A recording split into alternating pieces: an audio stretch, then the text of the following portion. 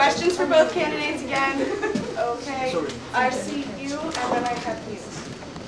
What do you see the role of the Anti-Racism Commissioner in the struggle for Indigenous rights in Canada? Chris will go first, and then... Oh, I think definitely we'd have to work with the Native Commissioner with that. Definitely, the Native issue is definitely reflected within the Anti-Racism Commissioner and the responsibilities. I think initiatives that the Native Commissioner would want to do would definitely have to work together in addressing those also. I think it's extremely important for the Anti-Racism Commissioner to deal with stuff around that, especially what's going on at Sherbrooke Lake. And I mentioned the environmental racism conference that I'm doing, which Paula Sherman will be a part of, who was arrested for the occupation and so on. And since that's going on right here, right now, I think that's something that the Anti-Racism Commissioner needs to take part in and organize rallies around that, like what's going on this Saturday, which I hope to see most of you at. Okay, go ahead. Both of your platforms involve raising awareness within the trek community.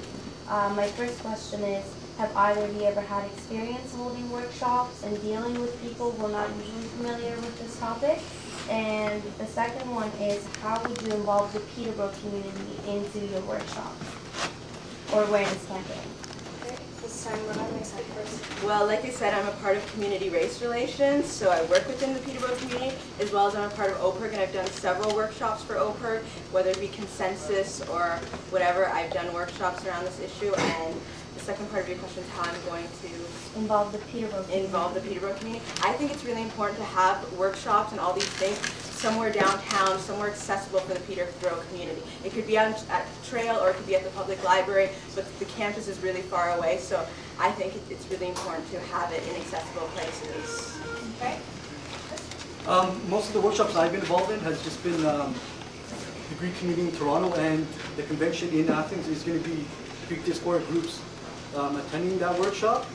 So necessarily, yeah, I think involving the Peterborough community, I think a lot of stuff that Mona says is definitely good.